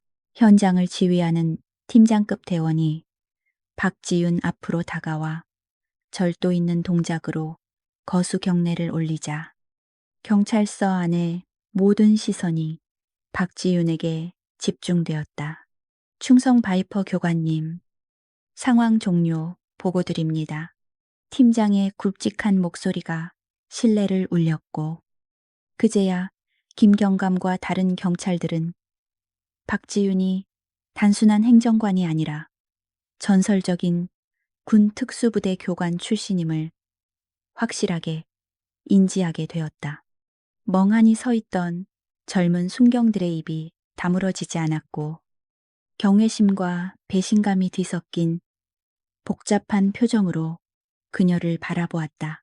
박지윤은 팀장의 경례를 가볍게 받아주며 부하들에게 부상당한 민간인을 우선적으로 후송하고 난동을 부린 테러 용의자들을 군 헌병대로 이첩하라고 지시했다. 그녀의 목소리는 더 이상 나긋나긋한 민원 담당관의 것이 아니었으며 수십 명의 생사를 책임지는 지휘관의 권위와 카리스마가 흘러 넘쳤다. 대원들은 악하는 기합 소리와 함께 바닥에 널브러진 조직원들을 마치 짐짝처럼 들어올려 트럭으로 끌고 가기 시작했다. 마동칠은 군인들에게 질질 끌려가면서도 박지윤을 향해 억울하다는 듯 고개를 돌리며 자신은 민간인이니 경찰에서 조사를 받아야 한다고 악을 썼다. 그는 군대 영창이나 조사실이 얼마나 혹독한 곳인지 풍문으로 들어 알고 있었기에 차라리 감옥에 가는 편이 낫다고 판단한 것이었다. 하지만 박지윤은 그의 절규를 철저하게 무시했고 군인들은 마동칠의 입에 재갈을 물리며 반항할 틈도 주지 않고 거칠게 트럭 짐칸으로 던져 넣었다. 조직원들이 모두 청소되자 이제 남은 것은 비겁하게 숨어 있던 김경감의 처리 문제였다. 김경감은 사태가 진정되자 슬금슬금 책상 밑에서 기어 나와 옷을 털며 짐짓 위험 있는 척 표정을 관리하려 애썼다. 그는 박지윤에게 다가가 헛기침을 하며 고생 많았지만 어쨌든 관할권은 경찰에게 있으니 뒤처리는 내가 알아서 하겠다고 뻔뻔하게 숟가락을 얹으려 했다. 그는 어떻게든 마동칠과의 커넥션을 숨기고 이번 사건을 자신의 공로로 포장할 궁리를 하고 있었다.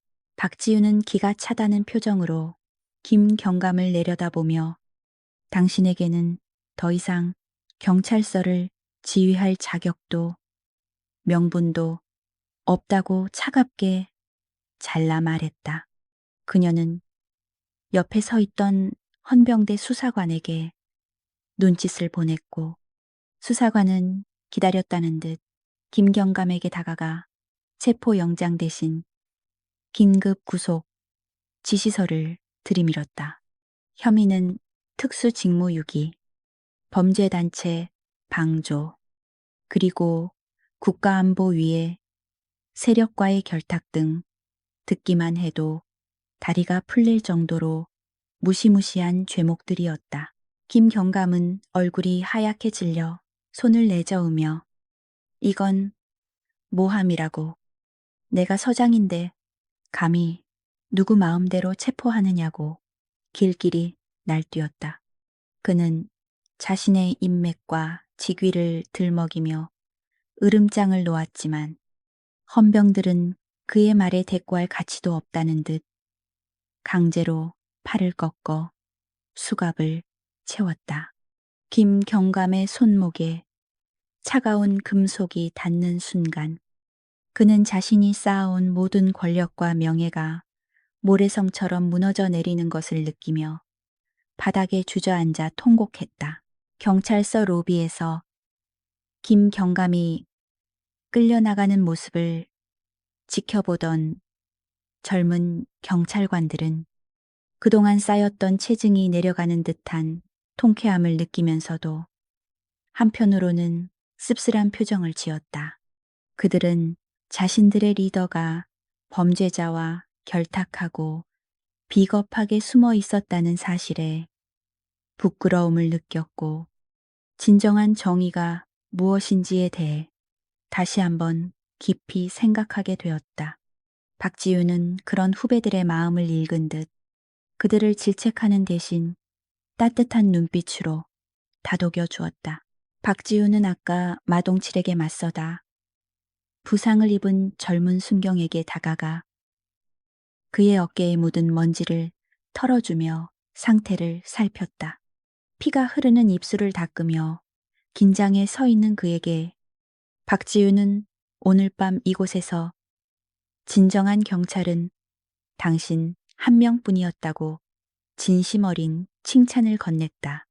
그녀의 인정은 그 어떤 훈장보다도 값진 것이었고 순경은 울컥하는 감정을 참으며 눈시울을 붉혔다.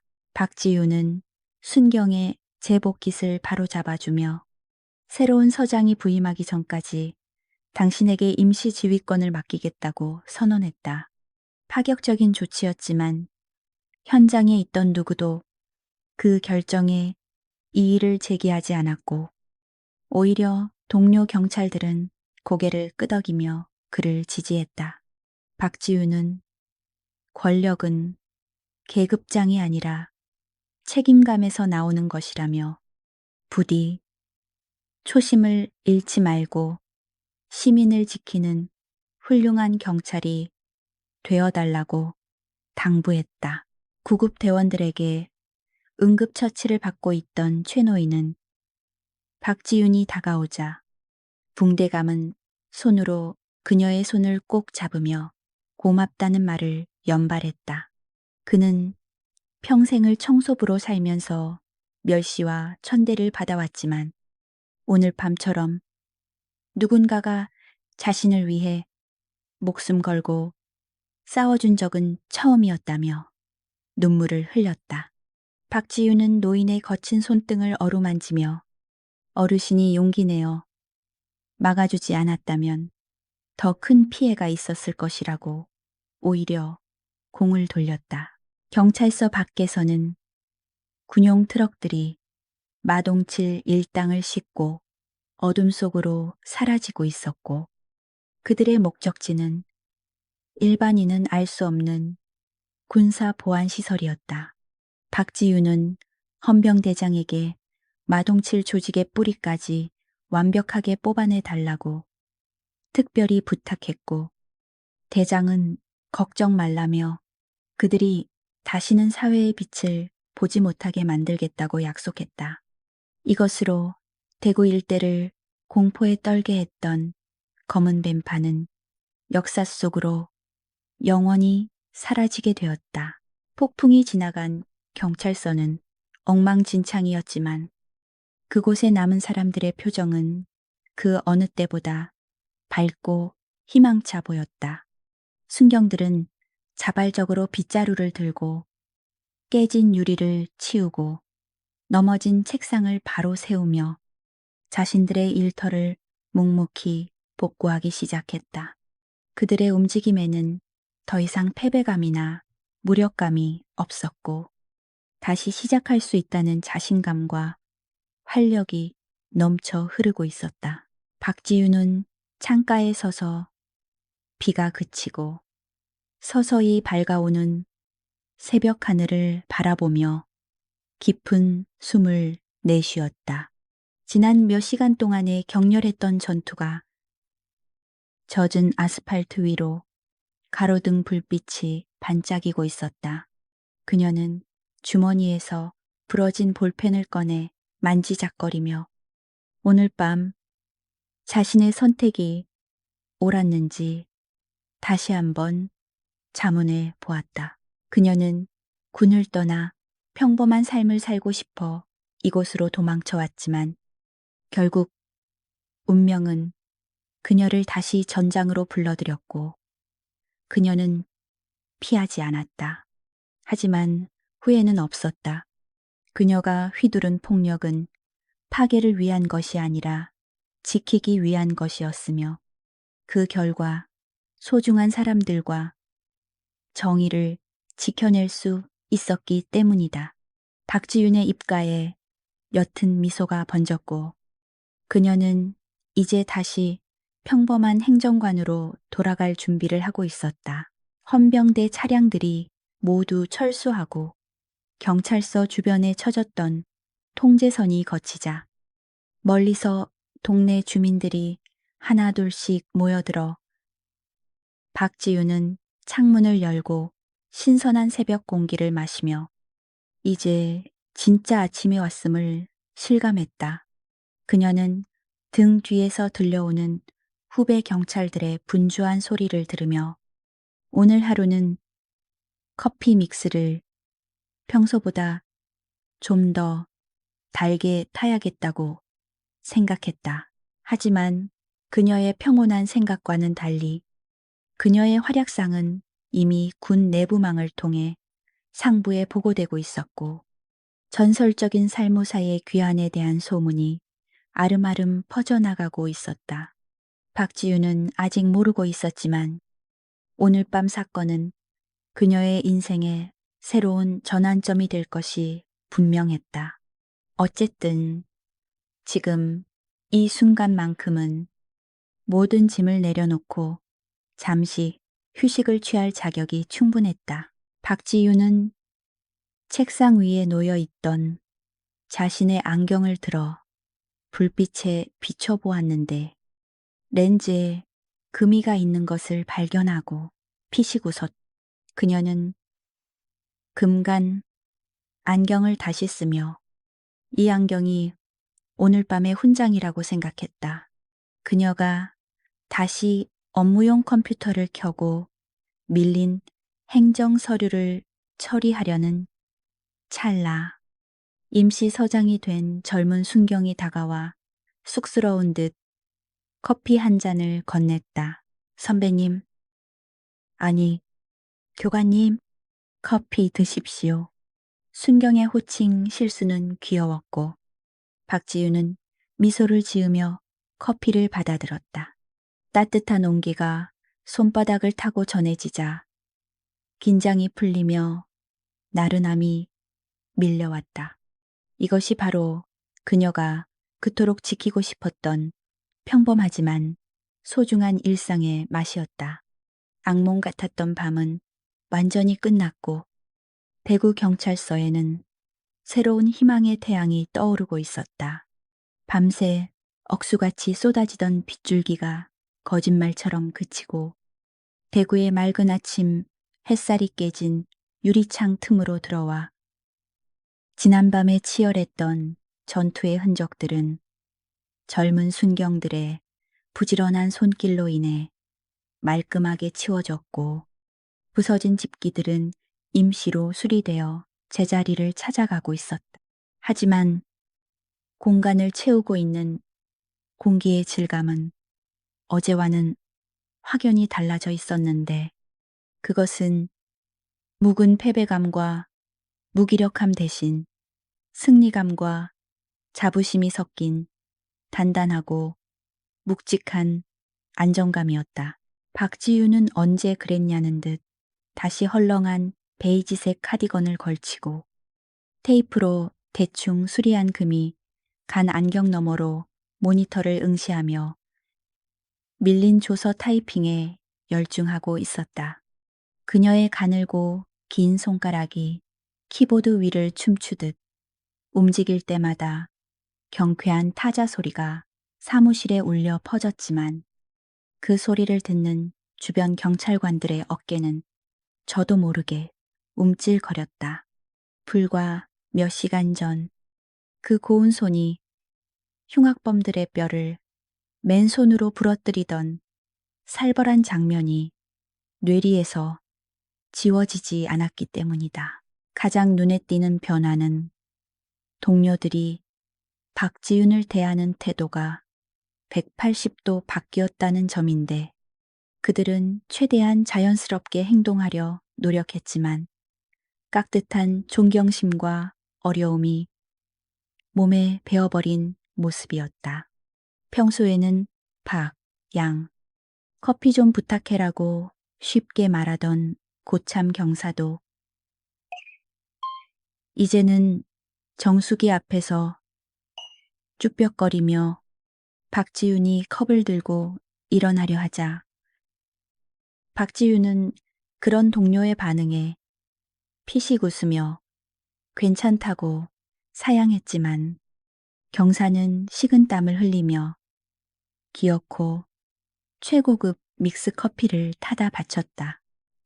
사무실 한쪽 벽면에 걸린 대형 TV에서는 아침 뉴스가 긴급 속보로 흘러나오고 있었는데 앵커는 흥분된 목소리로 대구 최대 폭력 조직 검은 뱀파의 와해 소식을 전했다.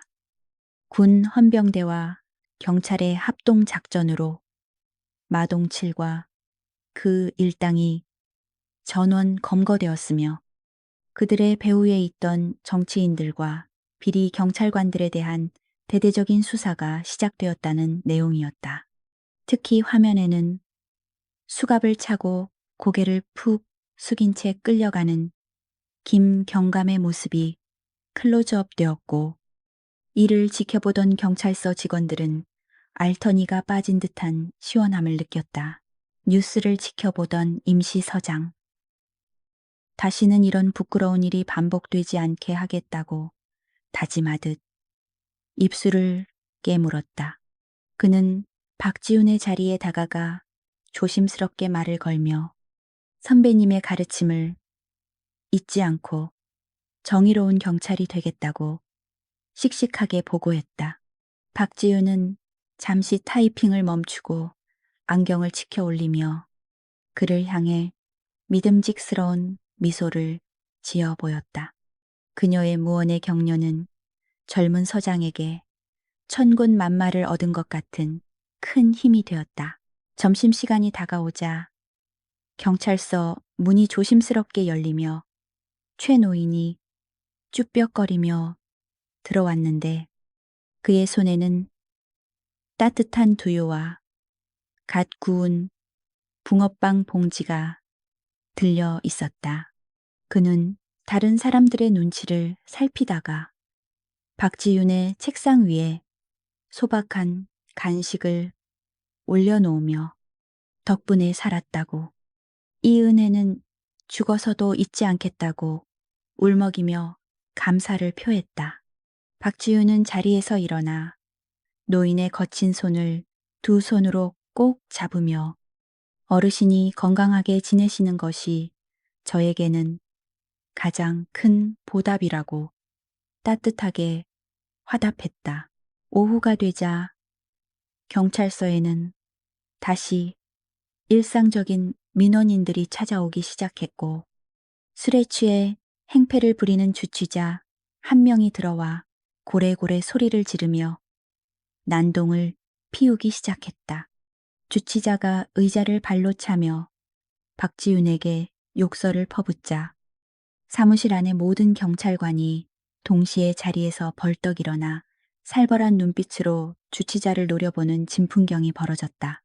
그들의 눈빛은 감히 누구한테 또 라고 말하고 있었고 주치자는 갑자기 싸해진 분위기에 압도되어 딸꾹질을 하며 박지윤은 동료들에게 눈짓을 보내 진정시키고는 특유의 차분하고 나긋나긋한 목소리로 그녀는 굳이 폭력을 쓰지 않아도 상대를 제압할 수 있는 부드러운 카리스마를 지니고 있었으며 이는 무력보다 더 높은 차원의 강함이었다.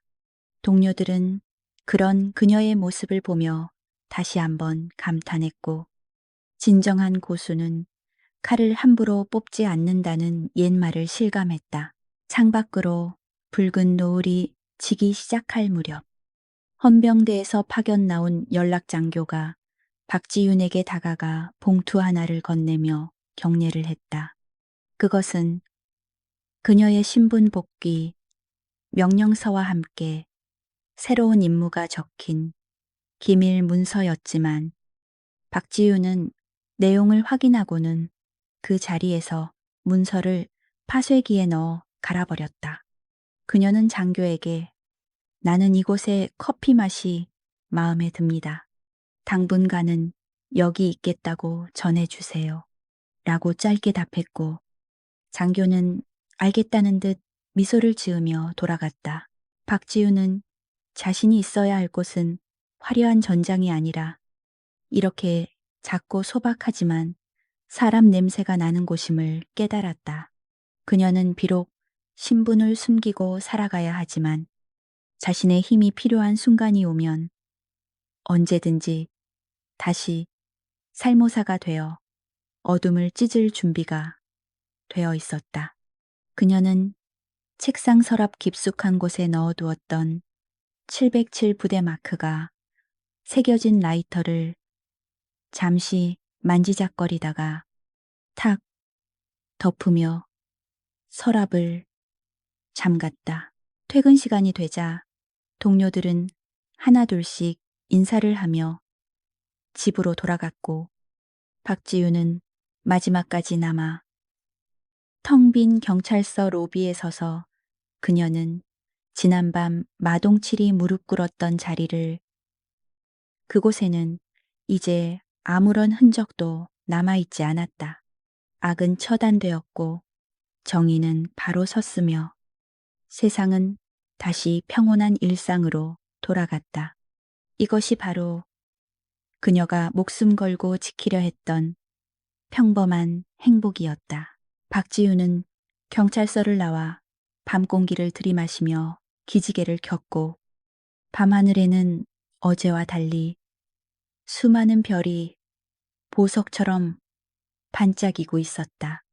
그녀는 집으로 가는 골목길을 걸으며 콧노래를 흥얼거렸는데 가로등 불빛 아래로 길게 늘어선 그녀의 그림자가 유난히 크고 듬직해 보였다. 그녀는 주머니에 손을 넣고 뚜벅뚜벅 걸어갔고 어둠 속에서도 그녀의 발걸음은 망설임 없이 당당했다. 어느새 골목길 모퉁이를 돌던 박지윤이 갑자기 걸음을 멈추고 마치 누군가 지켜보고 있다는 것을 안다는 듯 고개를 돌려 화면 정면을 응시했다. 그녀의 눈빛은 안경 너머에서 장난스럽게 빛나고 있었고 입가에는 여유로운 미소가 걸려 있었다. 그녀는 검지손가락을 입술에 대며 쉿 하는 제스처를 취했는데 그것은 우리들만의 비밀을 지켜달라는 무언의 약속이었다. 세상에는 눈에 보이는 것이 전부가 아닙니다. 당신의 곁을 스쳐 지나가는 평범한 이웃이 사실은 세상을 구하는 영웅일지도 모르니까요. 박지윤의 목소리가 내레이션처럼 깔리며 그녀의 모습이 서서히 페이드 아웃 되었다. 그녀는 어둠 속으로 사라졌지만 우리는 알고 있다.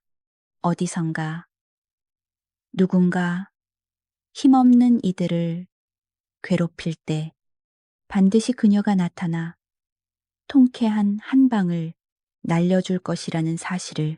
오늘 준비한 이야기는 여기까지입니다. 부패한 공권력과 오만한 조폭들을 참교육하는 707 여군의 사이다 활약상 통쾌하게 보셨나요? 답답한 현실 속에서 꽉 막힌 속이 뻥 뚫리는 시원함을 느끼셨기를 바랍니다. 정의는 때로는 늦게 도착하지만 결코 길을 잃지 않는다는 것을 잊지 마세요. 혹시 여러분의 주변에도 겉모습만 보고 사람을 무시하거나 갑질을 일삼는 사람들이 있나요? 그렇다면 댓글로 여러분만의 사이다 경험담이나 고민을 남겨주세요. 다음 이야기에서는 더욱 강력하고 짜릿한 참교육 에피소드로 돌아오겠습니다. 여러분의 작은 관심이 더 나은 세상을 만드는 힘이 됩니다. 마지막으로 지금 이 이야기가 마음에 드셨다면 구독과 좋아요, 그리고 알림 설정까지 부탁드립니다. 여러분의 응원은 제가 더 재미있는 이야기를 만드는데 큰 힘이 됩니다. 그럼 오늘 밤도 안전하고 평안한 밤 되시길 바라며 저는 다음 영상에서 뵙겠습니다. 충성.